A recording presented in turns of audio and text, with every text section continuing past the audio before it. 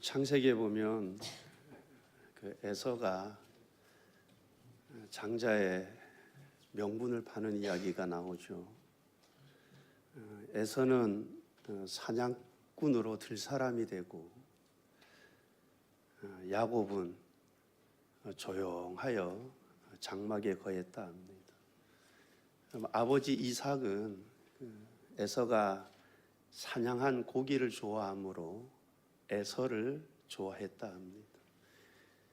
그런데 리브가는 야곱을 사랑했다 합니다. 그럼 한 번은 야곱이 자기가 먹으려고 죽을 쏘았는데 에서가 들에서 왔는데 그날 사냥하다 무슨 일이 있었는지 그가 허기지고 매우 심히 피곤했다 그래요. 그래서 야곱에게 그거 내가 먹자. 그러니 야곱이 뭐라고 합니까? 장자 명분을 팔라. 야곱은 장자 명분에 갈망이 있었어요. 욕심이. 장자 명분 팔라. 그러니 에서가 내가 죽게 생겼는데 이 장자 명분 나에게 무슨 유익이 있냐? 팔아버리죠. 여러분, 에서는 이 장자의 명분을 가볍게 생각했습니다. 여러분, 장자의 명분은 단순히 첫째 아들이다 그것이 아니라 여러분, 장자의 명분하면 장자는 첫째 몫을 더 많이 받습니다. 2배의 몫을 받죠. 그리고 또 아버지가 죽으면 아버지 사후에 이 가문을 이끄는 책임을 가집니다.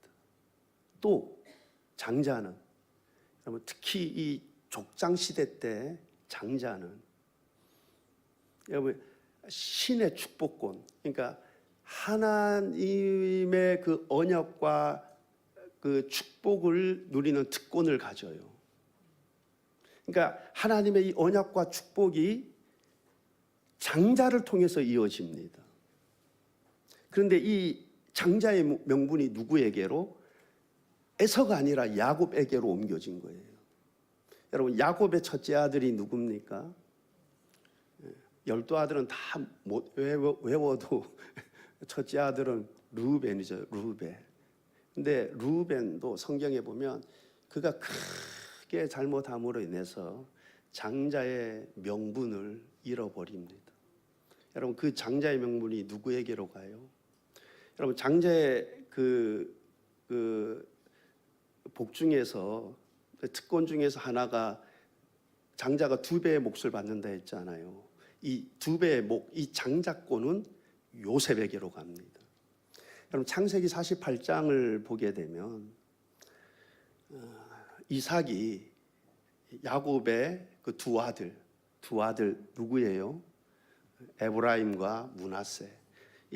야곱이 이삭이 아니라 야곱이 이 요셉의 두 아들 에브라임과 므낫세를 자기 아들로 받아들입니다. 그래 각각의 지파로 세웁니다. 그래서 여러분 여호수아서에 가면 땅 분배할 때 보면 12지파에게 땅 분배가 되는데 레위는 땅 분배에서 제외가 되죠. 여러 성읍에 흩어져서. 근데 12땅으로 분배돼요. 왜냐하면 요셉이 2 몫을 받아요. 에브라임 지파가 땅을 분배받고 또 므낫세 지파가 땅을 분배받습니다. 2 몫을 받는 거죠. 이 장자권이 누구에게로? 요셉에게로. 여러분, 그러면 또 이 왕권, 통치권은 누구에게로? 유다에게로 갑니다. 여러분, 유다에게서 다윗이 나오죠. 이 다윗의 후손들이 이스라엘을, 이 유다를 통치하죠. 그리고 이 제사장의 축복은, 여러분, 제사장의 복은, 제사장의 직분은 레위에게로 갑니다. 여러분, 이 르우벤이 이 장자의 명분을 다 잃어버린 거예요. 2 몫을 받는 이 장자권, 그 다음에 왕권, 그 다음에 제사장 직분, 이거 다 잃어버리지. 그러면 에서가 이 장자의 명분을 가볍게 여긴 것입니다. 그것을 팔아버리죠. 그리고 그가 후에 깨닫게 됩니다. 후에 깨닫게 되어요. 그래서 그가 이 장자의 명분을 이어받으려고 눈물로 하나님께 간구하지만 버림바가 되어 회개할 기회를 얻지 못합니다. 여러분, 우리가 은혜 받을 만한 때에 은혜를 받아야 합니다. 우리에게 기회가 있을 때 여러분, 내가 정신을 똑바로 차려야 됩니다. 내가 정신을 똑바로 차려야지 내가 이 영적인 축복을 내가 놓치지 않지. 여러분, 내가 정신줄 놓으면 여러분 세상 것 좋아하고 추구하다 여러분 영적인 축복을 다 잃어버리고 뒤늦게 이 영적인 축복이 진짜 복이구나. 그래서 눈물로 간구하지만 버림받아 회개할 기회를 얻지 못할 수가 있습니다. 여러분, 우리에게 기회가 있을 때 정신 바짝 차리고 여러분 영적인 축복 잃어버리는 그러한 미련함이 없기를 바랍니다. 여러분, 마태복음에 보면 예수님의 산상수훈이 나오죠. 마태복음 5장, 6장, 7장이 예수님께서 산 위에서 이렇게 설교한 그 내용들이 5장, 6장, 7장에 나와요. 이 산상수훈 가운데 제일 첫 부분이 이제 팔복에 대해서 나옵니다. 팔복에 대해서. 심령이 가난한 자는 복이 있나니, 애통하는 자는 복이 있나니, 온유한 자는 복이 있나니. 네 번째는 모르는 게 정상이죠. 네 번째는 의에 줄이고 목마른 자는 복이 있나니 그럽니다. 의에 줄이고 목마른 자가 복이 있다 그래요. 여러분은 어디에 줄이고 목말라 있습니까? 내가 많은 부를 얻고자 하는데 목말라 있습니까? 내가 세상 권력과 명예를 얻고자 하는데 목말라 있습니까? 여러분은 세상 것들에 목말라 하지 말고 의에 줄이고 목말라 하시기를 바랍니다. 내가 거룩하게 되는 것에, 내가 하나님과 동행하는 것에 목말라 하고 의에 줄이고 목말라 하시기를 바랍니다. 내가 많은 돈을 벌어 부자가 되고 권력을 가지려는 갈망보다 거룩하게 되는 것을 더 갈망하시기를 바랍니다. 그래서 여러분, 영적인 것들, 영적인 축복 다 잃어버리고 에서처럼 뒤늦게 후회해서, 뒤늦게 깨달아서 후회해서 여러분 그러한 어리석음을 범하지 않기를 바랍니다. 그래서 후에 바깥 어두운 데 쫓겨나 거기서 울며 이를 갈게 되는 그러한 후회가 없게 되기를 바랍니다. 오늘 말씀에 보면 시드기야 왕이 예레미야에게 사람을 보냅니다. 사람을 보낸 이유가 지금 바벨론 느부갓네살 왕이 침공해 들어왔는데 이 남유다 땅을 침공해 오고 또 이 예루살렘 성을 포위하고 있는 거예요. 그래서 우리를 위해서 여호와께 기도해 달라고 기도 부탁을 합니다. 혹시 하나님께서 예레미야의 기도를 들으시고 하나님이 도와주시면 그들이 다 물러날 것인데, 그래서 그런 기대감에 이 시드기야 왕이 사람을 예레미야에게, 선지자 예레미야에게 사람을 보내서 기도 부탁을 합니다. 여러분, 그렇다면 유다 왕 시드기야가 어떤 사람인가? 여러분, 유다 왕 이 시드기야는 하나님 앞에 악을 행했다 합니다. 그리고 선지자 예레미야가 여호와의 말씀으로, 하나님의 말씀으로 일러도 겸손하지 않았다 그래요. 즉 회개하지 않았다는 거예요. 돌아서지 않았다는 거예요. 여호와께로 돌아오지 않았다라는 것입니다. 여러분, 역대하 36장 11절 12절 말씀을 보게 되면 시드기야가 왕 위에 오를 때 나이가 21세라 예루살렘에서 11년 동안 다스리며 그의 하나님 여호와 보시기에 악을 행하고 선지자 예레미야가 여호와의 말씀으로 일러도 그 앞에서 겸손하지 아니하였으며. 여러분, 시드기야가 21살에 왕위에 올랐대요. 21살에 남유다의 수 번째 왕으로 왕위에 올라서 11년 동안 남유다를 다스렸다 합니다. 그런데 그가 여호와 앞에서 악을 행했다 그럽니다. 그래서 하나님께서 선지자 예레미야를 보내서 여러 하나님의 말씀을, 이 경고의 메시지를 그에게 전했는데 이 시드기야가 겸손하지 않았다 그래요. 하나님의 말씀을 무시했다는 거죠. 멸시했다는 거죠. 하나님의 말씀을 듣지 않았다라는 것입니다. 그런데 지금 시드기야가 선지자 예레미야에게 도움을 얻고자 사람을 보냅니다. 여러분 같으면 어떻게 하겠습니까? 여러분, 하나님이 시드기야를 긍휼히 불쌍히 여기겠습니까? 지금 시드기야 왕이 처한 상황을 보면 여러분, 느부갓네살 왕이 쳐들어와서 이 본토를 침략하고 그 성을 포위하고, 근데 그가 하나님 앞에 악을 행했지만 그는 자신에게 그러한 재앙의 날이 올 거라고는 전혀 생각하지 않았을 것입니다. 여러분은 어떻습니까? 내가 말세에 깨어있지 못하고 하나님 보시기에 악을 행하는데, 내가 의에 줄이고 목마르기보다는 세상 것들에 목말라 하며 살고 있는데, 그러면서 재앙의 날이 나에게 임하겠어? 여러분, 생각조차 하지 않고 있습니까? 만약 그러한 가운데 나에게 재앙의 날이 오면은 여러분, 더 큰 두려움을 느끼게 되는 것입니다. 지금의 시드기야 왕이 그러했습니다. 시드기야 왕은 바벨론 군대가 국경을 침공해 들어와서 본토까지 진군해 오자 그는 큰 두려움을 느끼게 된 것입니다. 그래서 예레미야에게, 여러분, 평소에는 예레미야를 핍박했죠. 그는 자기에게 듣기 좋은 말 하는 자들, 그런 선지자들만 가까이 한 거예요.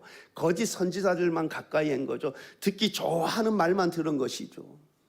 그리고 참 선지자, 이 예레미야, 이 여호와께서 예레미야 선지자를 통해서 하시는 그 말씀은 여러분, 그가 멀리한 거예요.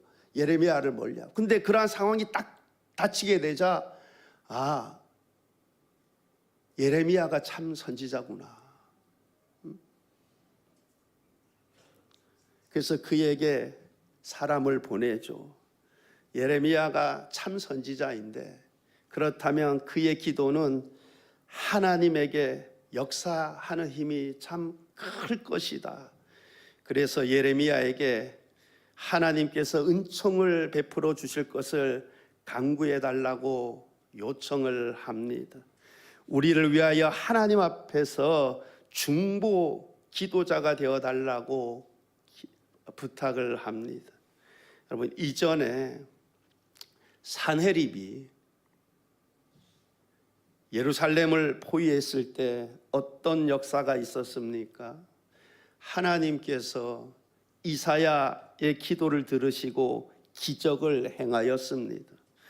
이처럼 시드기야는 이번에 이 예레미야가 자신들을 위해서 기도할 때 이전에 하나님께서 이사야의 기도를 들으시고 이 산헤립의 그 군대를 물리친 것처럼 예레미야의 기도를 들으시고 그렇게 하나님께서 물리쳐 주실 것을 기대하면서 기도 부탁을 한 것입니다.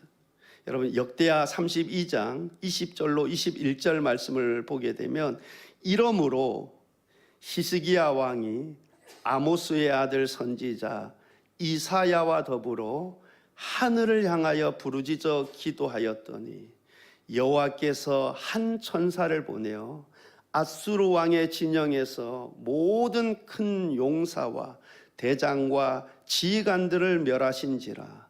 아수르 왕이 낯이 뜨거워 그의 고국으로 돌아갔더니 그의 시내전에 들어갔을 때에 그의 몸에서 난 자들이 거기서 칼로 죽였더라.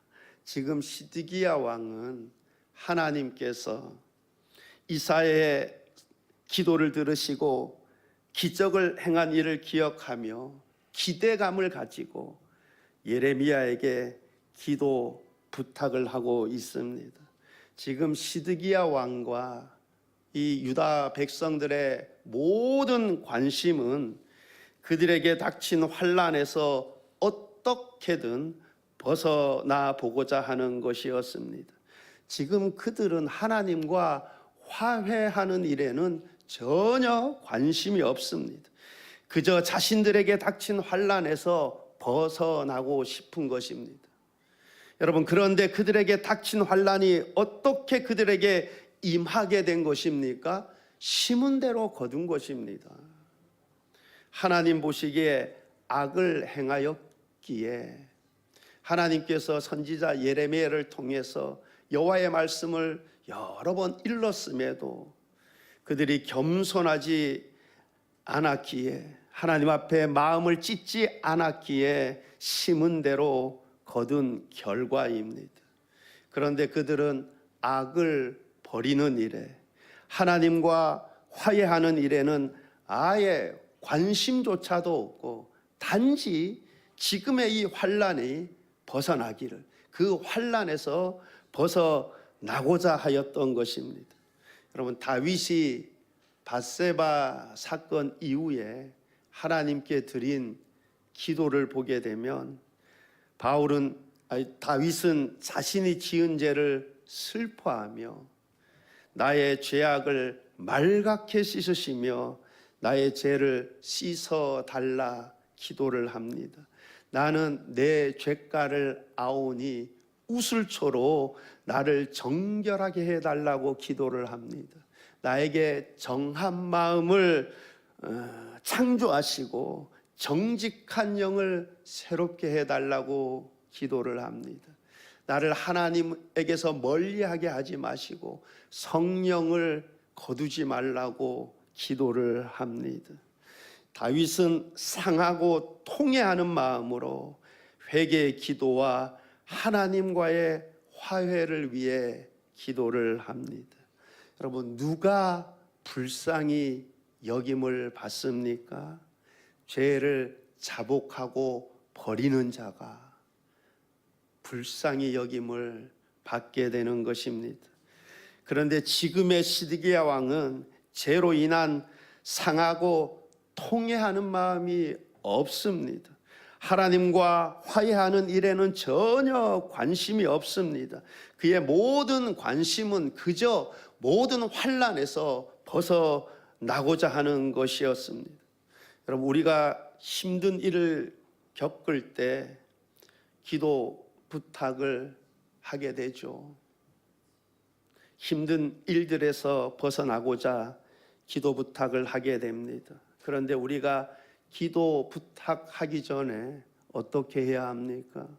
여러분, 우리가 몸이 아파서 불편해 병원 가면 의사가 뭐 이렇게 물어보지 않습니까? 그렇죠? 그리고 MRI 이렇게 찍기도 하고.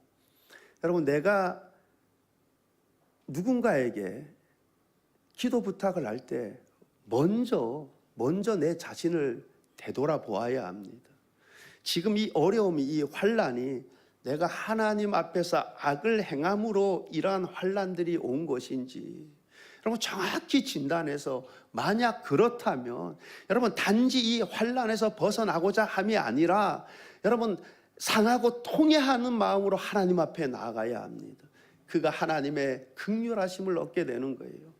그런데 여러분, 내가 하나님과 화해하고자 하는 마음은 전혀 없고 상하고 통회하는 마음으로 하나님 앞에 나아가지 않는다면, 여러분 훌륭한 예레미야가 나를 위해 중보기도 한다 할지라도, 여러분 사도 바울이 나를 위해 중보기도 한다 할지라도, 여러분 그 중보기도 아무 소용이 없는 것입니다.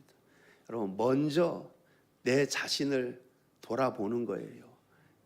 내가 어떻게, 왜 나에게 이런 상황들이 닥쳐졌는지 그 진단을 잘 해야 되는 거죠. 하나님이 단지 시험하기 위해서, 나의 믿음을 측량하기 위해서 이러한 시험들이 온 것인지, 아니면 내가 하나님 앞에 악을 행함으로 인해서 이러한 상황들이 놓여졌는지. 여러분, 만약 그렇다 그러면 내가 상하고 통회하는 마음으로 회개의 기도와 상한 심령으로 하나님 앞에 나아가야지. 여러분, 그렇지 않다면 내가 아무리 훌륭한 누구에게 기도 부탁을 해도 여러분, 그 기도 역사하는 힘이 없어요. 아무 소용이 없습니다. 여러분, 지금 하나님께서 선지자 예레미야를 통해서 시드기야 왕에게 하나님의 말씀을 전해주는데 아주 끔찍합니다. 여러분, 위로의 말이 단 한 단어도 들어가 있지 않습니다. 여러분, 지금 시드기야 왕이 사람들을 예레미야에게 보냈잖아요. 그죠? 근데 지금 시드기야 왕은 하나님과 화해하고자 하는 마음이 일체 없어요. 상하고 통회하는 마음이 없습니다. 그저 환난에서 벗어나 보고자 지금 기도 부탁을 하는 거예요. 그래서 하나님께서 이 선지자 예레미야를 통해서 여러분 말씀을 하십니다. 너희는 가서 시드기야에게 이렇게 전하라. 근데 그 메시지를 보면 여러분 끔찍해요. 위로의 단어가 단 한 단어도 들어가 있지 않습니다. 여기에 다음과 같은 예언들이 있습니다. 하나님께서 그들의 안전을 위해서 준비하는 그 모든 준비 다 아무 소용이 없을 것이다. 그들이 안전을 위해 시도하는 온갖 시도들 아무 소용이 없는 헛된 것으로 만들어 버리시겠다, 그렇게 말씀합니다. 여러분, 4절 말씀을 보게 되면 이스라엘의 하나님 여호와께서 이와 같이 말씀하시되, 보라, 너희가 성박해서 바벨론의 왕과 또 너희를 애워싼 갈대아인과 싸우는 데 쓰는 너희 손의 무기를 내가 뒤로 돌릴 것이요 그것들을 이 성 가운데 모아 드리리라. 너희 손의 무기를 내가 뒤로 돌릴 것이요. 너희 손의 무기를 내가 하나님께서 뒤로 돌릴 것이요. 그래요. 여러분, 이게 무슨 말입니까? 너희들이 그 안전을 위해서 시도하는 그 모든 것들, 너희 무기들, 여러분 그들에게 이 바벨론 이 군대들에게 아무 타격을 입히지 못할 거라는 거예요. 너희들이 그 예루살렘을 지키기 위해서 시도하는 그 모든 시도들, 그들 적군에게 아무 타격을 입히지 못할 것이라는 것입니다. 결국 어떻게 될 것인가? 그것들을 이 성 가운데로 모아 드리리라. 즉 느부갓네살 왕이 갈대아 사람들이 이 성을 차지하게 될 것이다 합니다. 그들이 예루살렘을 점령하고 그 모든 재물과 장비들을 이 성 가운데로 모아 드리리라 합니다. 그들이 그것들을 차지하게 될 것이다 말씀합니다. 이처럼 하나님께서 시드기야 왕과 유다의 편이 되어주는 것이 아니라 그들의 대적이 되겠다 말씀합니다. 여러분, 이것보다 두려운 일은 없는 것이죠. 여러분, 5절 말씀 보면 내가 든 손과 강한 팔과 곧 진노와 분노와 대노로 친히 너희를 칠 것이며 친히 너희를 칠 것이며. 여러분, 하나님께서 그들의 대적자가 되고 하나님이 그들을 치는데 그 누가 그것을 피할 수 있겠습니까? 이번에 보니 민다나오 섬에서, 필리핀 민다나오 섬에서 지진이 규모가 7.8이래요. 7.8. 여러분 뭐 동영상에 보신 분들도 있을 거예요. 와, 건물이 무너지대. 그죠? 건물이 무너져. 여러분, 그 자연재해 앞에서도 뭐 어떻게 하질 못하잖아요. 여러분, 하나님이 치시는데 그 누가 피할 수 있겠습니까? 여러분, 하나님이 내 편이 아니라 하나님이 나의 대적자, 이보다 큰 두려움이 없는 거예요. 반면에 하나님이 내 편 되는 것처럼 안전한 게 없는 것입니다.